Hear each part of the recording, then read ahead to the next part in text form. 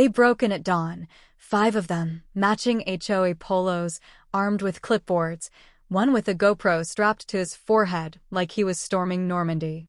And then came Gladys, herself, standing behind the gate, screaming as she saw the swing set, like she was ordering a medieval siege.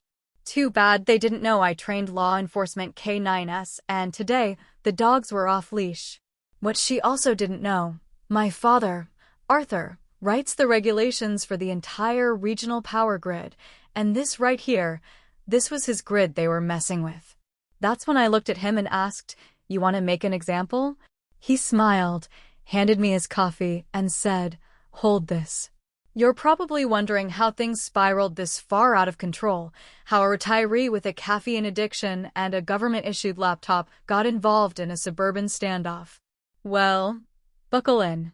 This isn't just about a nosy Gladys and a rogue HOA militia. It's about territory, trespassing, barking dogs, airspace violations, and one woman's holy crusade to enforce rules that don't exist. It all started with a trampoline. See, my ranch isn't technically inside the HOA zone. It borders the edge of a cookie-cutter suburb where every house looks like it came from the same beige 3D printer. I've got 40 acres of land, livestock, K9 units in training, and kids who, heaven forbid, like to play outside. Which was great until Gladys moved in. She bought the corner house where suburbia meets open country, like she thought she'd be the ambassador between civilization and the savages. From the minute she unpacked her first live, laugh, love sign, she started patrolling like a hawk with a homeowner's handbook. First week, a note on my gate about unsightly fencing. Second week, a complaint about the goats bleeding during her meditation. Third week, she called animal control because our chickens had aggressive energy. But I tolerated it. Out here, you learn patience. You learn to breathe, count to 10, and assume your neighbors will either get bored or get over it. She got organized. Turns out, she weaseled her way onto the HOA board, then formed her own subcommittee, the HOA Guardians. No joke. Middle-aged men with matching vests, radios, laminated badges. They patrolled like they were prepping for a suburban version of cops. Their mission, catch me or my kids doing something non-compliant. Here's the kicker. I'm not in their HOA. Never signed up, never paid dues, never even received a rule book. But logic isn't a language Gladys speaks. She argued that since my property bordered the HOA, I was influencing the neighborhood's ambience and thus should be held to the same standards. At first, I laughed. Then came a drone. One afternoon, I heard buzzing over the pasture, looked up, and there it was, Gladys's drone hovering above my K9 kennels. 6 dogs in training, 2 of them retired police units. They did not like strange flying objects. I shouted a warning. She ignored it. So I went into the barn, came out with my 12-gauge, and turned that drone into confetti. Legally, I live in the county. She flew an unregistered drone under 400 feet over livestock and children without permission. That's called a bad decision. What followed was 10 minutes of screaming at the gate. I told her to call whoever she wanted. She did. Which brings us back to that dawn siege. 5 of them marching through the access path, Gladys in a bathrobe and pearls, barking orders like General Patton. One guy had a body cam, another a measuring tape, and one held a printed satellite map with red XS. They made a beeline for the swing set. Apparently, Gladys had decided it violated some imaginary setback line. I was sipping coffee when I saw them cross into my yard. "Well, boys," I said, "you're about to meet the locals." I whistled once. The dogs sprang into action. First ranger dropped his clipboard. Second tried to scale the fence backward. GoPro guy tripped on the hose, somersaulted into a flower bed. One shepherd herded them into a circle. My retriever peed on their flag markers. Gladys shrieked about lawsuits. I called my dad. See, half the violations she circled on her map involve power grid easements. The swing set? Right next to a buried line. HOA has no jurisdiction there. I handed the phone to Dad. "You want to make an example?" He smiled. Hold my coffee. 10 minutes later, the sheriff rolled up, lights flashing. Gladys ran to him, yelling about civilian endangering dogs. Then the sheriff saw me. "Morning, pal," he said. "Still training those academy bite units?" I nodded. "Want to see their performance review?" He laughed. Gladys did not. What none of them realized was this went far beyond HOA drama.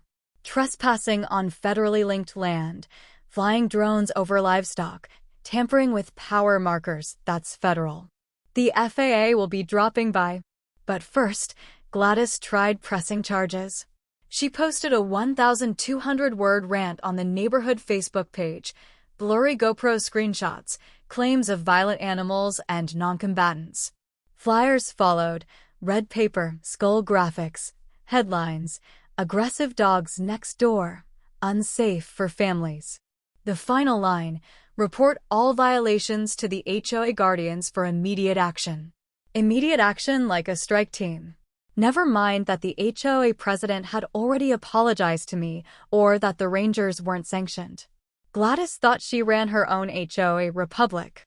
Then came the orange flags. Dozens appeared in my pasture, right through my K-9 training course. I checked security footage. 2 rangers sneaking in at night. 1 tripped on a tire obstacle. Replayed that part 3 times. I called the sheriff again, showed him the footage. He shook his head. "You ever consider suing for harassment?" I pulled out drone wreckage, flyers, surveillance screenshots. "Not yet," I said. "But she keeps poking the bear. See, that orange flag field? It wasn't just dirt. It was an underground corridor tied into the power grid, and my dad helped write the laws protecting it. So he made a call. Professional, quiet, effective. But before that could unfold, Gladys filed a county complaint, claiming my dogs were unregistered attack beasts. Submitted a photo of 1 mid-jump, cropped out the trainer 2 feet away. County inspector came, dusty SUV, clipboard, tired look. "You must be the dog warlord," he chuckled. I gave him the tour. Kennels clean, licensed, contracted with local PDs. He nodded. "Honestly, looks like a personal vendetta," he muttered. I handed him a flyer. He frowned. "This is a lie." He left, no action taken. But I was done playing defense. So I filed a cease and desist, documented everything, drone footage, trespass videos, flyers, sheriff's statements. Ended it with further violations will result in legal action. Then came the FAA report, unregistered drone over livestock near federal infrastructure. All violations, all documented. The FAA doesn't play. Gladys didn't get the memo. Next morning, she was at the fence with binoculars. One of my dogs wagged his tail like she was a squirrel. I took a photo, sent it to my lawyer. Then came the envelope-type note, "We are not finished. The HOA has spoken." No signature. She escalated, but I had already escalated higher. 3 days later, she got an FAA letter, federal violation, FDIC potential court appearance, possible drone confiscation. She screamed. Neighbor texted me, she lost it. Gladys held an emergency HOA meeting. 3 people came. 1 was there for the snacks. She ranted for 40 minutes, plastic wine glass in hand, printed screenshots, claimed I was running a military dog unit. Neighbor asked, "If he wanted to silence you, wouldn't you already be quiet?" That was the turning point. The neighborhood changed. Nods, cookies on the porch, emails requesting dog demos. HOA invited me to lead a safety talk. I accepted. No one mentioned Gladys, except an older gentleman. "Is she finally gone?" "Not yet," I said. But soon.